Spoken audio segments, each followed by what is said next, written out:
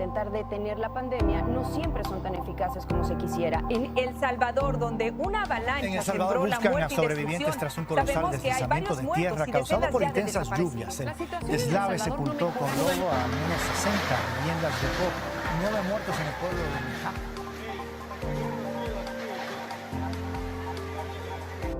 En El Salvador, donde ocurrió una tragedia causada por las fuertes lluvias. Ahí hubo un deslizamiento de tierra. La nación ha recibido en una semana los efectos devastadores de 2 tormentas tropicales. ¿No están cansados de ver las cosas negativas de este año? Veamos el otro lado de la historia. Soy de El Salvador, una tierra de leyendas, gigantes, héroes y guerreros. Y no hablo de historias pasadas. Hablo de personas que este año han demostrado ser verdaderos guerreros. Este año perdimos mucho, perdimos tiempo, seres queridos, oportunidades y hasta eventos especiales. Pero lo que nunca perderemos es fuerza para seguir adelante, porque podremos ser muchas cosas, pero cohibido.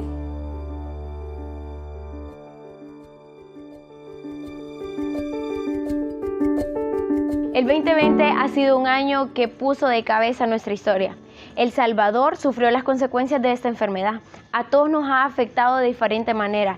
Literalmente, nuestra vida se detuvo. Como nunca antes había sucedido, tuvimos que guardarnos en casa para mantenernos a salvo.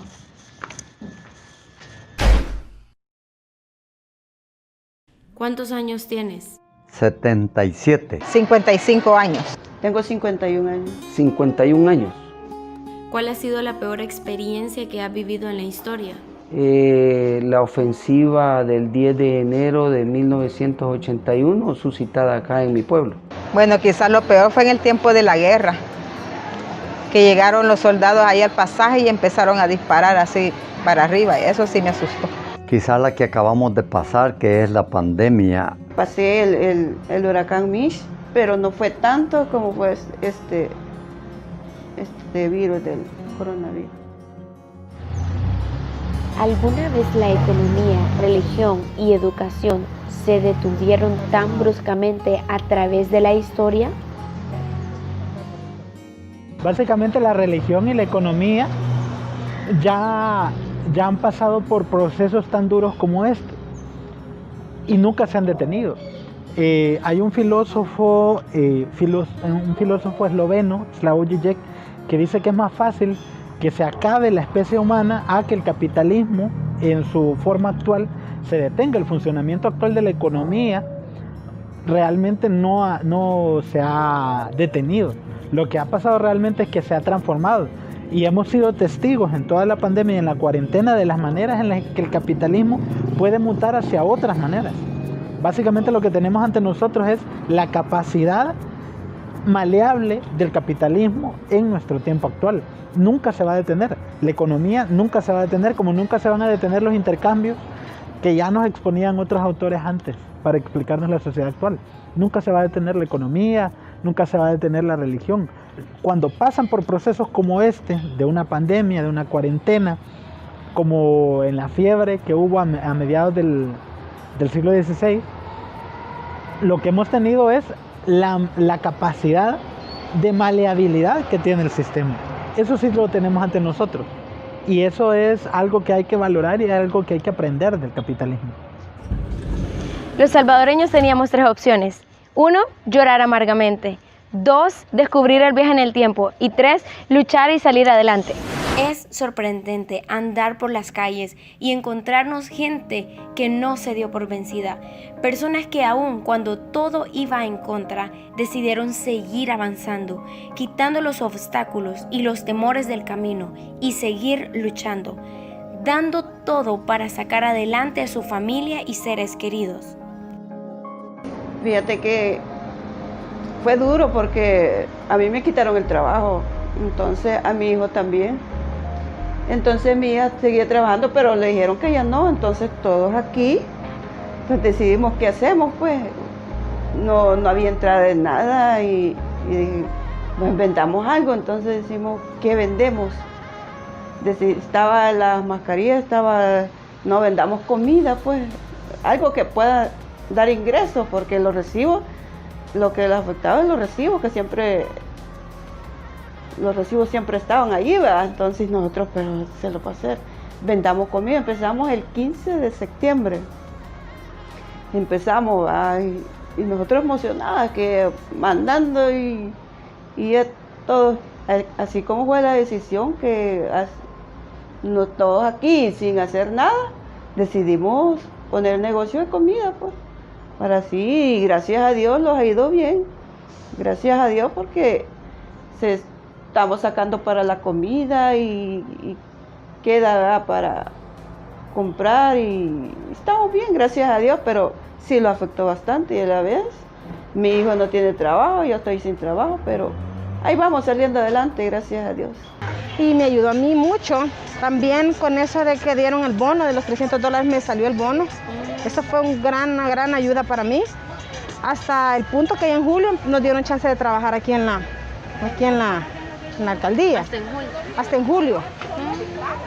A finales de julio nos dieron autorización de venir con las mismas normas de higiene y todo. Y de ahí para acá la venta ha ido subiendo por poquito y con paciencia. Pero yo considero que lo más importante es que estamos aquí, estamos vivos y que no cualquiera la está contando. Entonces que hay que valorar eso y hay que agradecer eso. Bueno, sentí temor de cómo nos iba a ir pues en este tiempo de pandemia, ¿va? Como nunca se había vivido algo semejante, ¿va? Así. Pero sí, no dejé de tener temor. Cómo iba yo a trabajar, a pagar lo que debo. Yo sé que creo en Dios y sé que Dios iba a proveer todo, ¿verdad? Pero sí, como es algo que jamás se había vivido, sí sentí temor también en el caso de que me pudiera dar a mí y morirme, dejar a mi familia, ¿ves? ¿Aprendiste algo de esta crisis mundial? Como salvadoreños, en un 100% o un 95%, la mayoría somos unas personas luchadoras para salir adelante. Entonces, eso es lo que a mí también me ayudó, que Dios me iba a cuidar de no enfermarme de eso y que tenía que salir adelante, tenía que venir a trabajar aquí. No me tengo que rendir, no hay obstáculos, para uno no hay obstáculos. Y el que se rinde es porque, no sé, tal vez no está en sus cabales o algo, ¿verdad? Pero nosotros siempre tenemos que salir adelante, sea lo que sea, y levantarnos. Si caemos hay que levantarnos y todo eso, día a día. Cada una de las historias, vidas y los testimonios de las personas llenan de orgullo al ver que sin importar que la misma muerte se sintiera en el aire, vencimos el temor y demostramos una vez más que los salvadoreños somos guerreros. Si estuvieras unos meses antes de que todo pasara, ¿cómo crees que los salvadoreños se enfrentarían a algo sin precedentes a nivel mundial? Yo no creo que haya habido manera de advertir a la sociedad actual salvadoreña, latinoamericana y mundial en general, la manera en la que podíamos prevenir y sobreponernos a una situación, justamente porque es una situación sin precedentes. Si tuviéramos una especie de precedente para esto, la gran lección hubieran sido las pandemias, las fiebres y la manera de sobrellevar cuestiones mundiales como la actual. O sea, si para 1920 hubiéramos aprendido cómo sobrellevar esto y tuviéramos una cultura de la salud en la cual pudiéramos prevenir esta situación, tal vez hubiéramos podido sobrellevar y aminorar el impacto que tuvo la cuarentena sobre nosotros. El impacto que tuvo el virus sobre la sociedad, francamente, es inevitable porque es un virus que no podíamos predecir, la manera en la que iba a pegarse con otras enfermedades y la manera en la que se iba a sobrellevar como país, como región o como lo que pudo haber sido.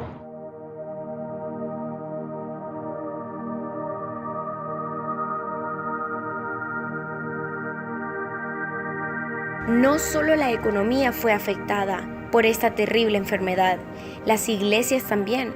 Y teniendo una población con un alto porcentaje de personas religiosas, ¿cómo estas entidades responderían al cambio? El 88,9% de los salvadoreños se declara ser religioso. Entonces, ¿cómo hicieron con el cierre de las iglesias? Miles de ventanas se abrieron gracias a las redes sociales, no solo para hacer ruido, sino para impartir mensajes de amor, fe en Dios, esperanza y ánimo para ayudar a los demás salvadoreños.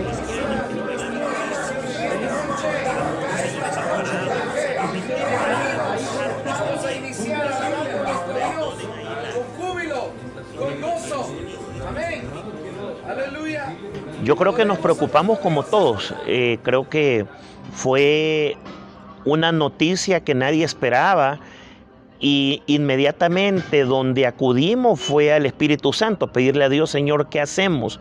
Y fue donde sentimos la guía del Espíritu Santo. Si los templos estaban cerrados, pero hablándolo de una manera presencial, pero el templo estaba ahí, las personas estaban en los alrededores.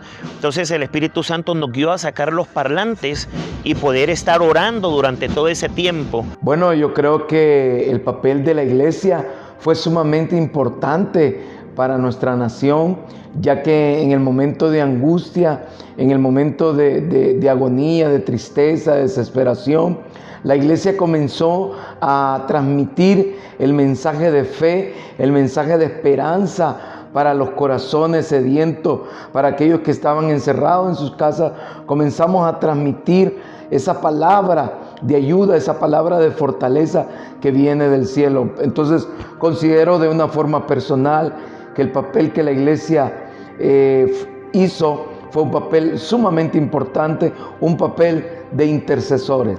Dentro del ADN que Dios nos ha puesto, es un ADN de mi Señor Jesús, y Él tenía compasión por la gente, dice la Biblia, y nosotros sabíamos que habían lugares muy vulnerables en esta crisis. No podían salir a vender, no podían salir a trabajar, no había un ingreso económico, y eso nos movió a nosotros como iglesia a poder ser luz, que para eso nos dejó establecido nuestro Señor, y nosotros creemos que hay una responsabilidad que tenemos que cumplir, y creo que quien nos dio la fortaleza fue el Espíritu Santo, quien nos dio la guía fue el Espíritu Santo, quien nos dio la fuerza fue el Espíritu Santo, y por eso nosotros nos movimos a hacer todo esto guiados por el Espíritu Santo, porque fuimos a orar con la Policía Nacional Civil, fuimos a orar al hospital San Rafael y colocamos los parlantes acá afuera. Entonces realmente fue un trabajo muy espiritual fuerte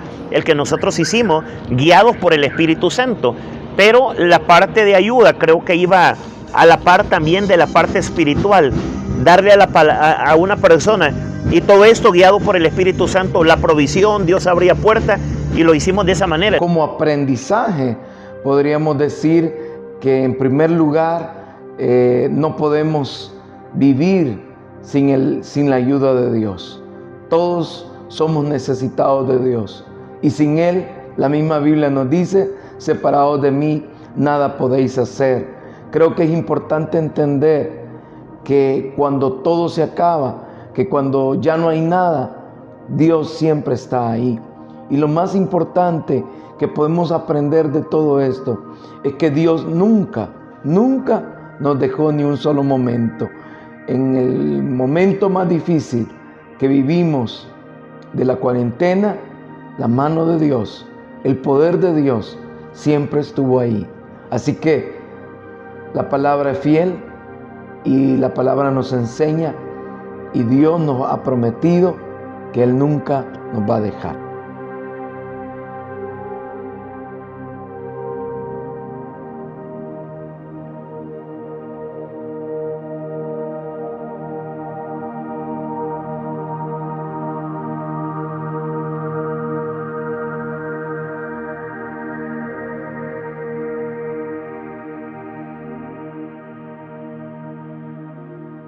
¿Qué es lo que significa para ti la palabra cohibido? No poder expresarte con libertad lo que vos sintás. Que no se puede expresar, que tiene temor. Alguien triste, no siente ganas de nada, que se entristece, que no tiene ánimo. Temor a expresarme, temor a hablar, temor a hacer algo en la vida. Eso es cohibido en palabras sencillas. ¿Crees que la palabra cohibido identifica a los salvadoreños? Bueno, el que se quiera sentir así, pero el que quiere salir adelante, sale adelante. No, porque no somos cohibidos. O sea, una persona, bueno, aquí quizás del 100% de salvadoreños, se habrán tal vez un 5% de cohibidos, no somos todos. No. El salvadoreño generalmente ha sido el pueblo más hábil, más astuto, más trabajador y más decidido. Por lo tanto, no cabe la palabra cohibido en términos generales para mí. Como salvadoreños logramos salir adelante, con dificultad y dolor. Pasamos lutos, pero seguimos por honrar a nuestros hermanos que perdieron la batalla, porque somos guerreros, emprendedores, luchadores, científicos locos, estudiantes apasionados, escritores, pero cohibidos nunca.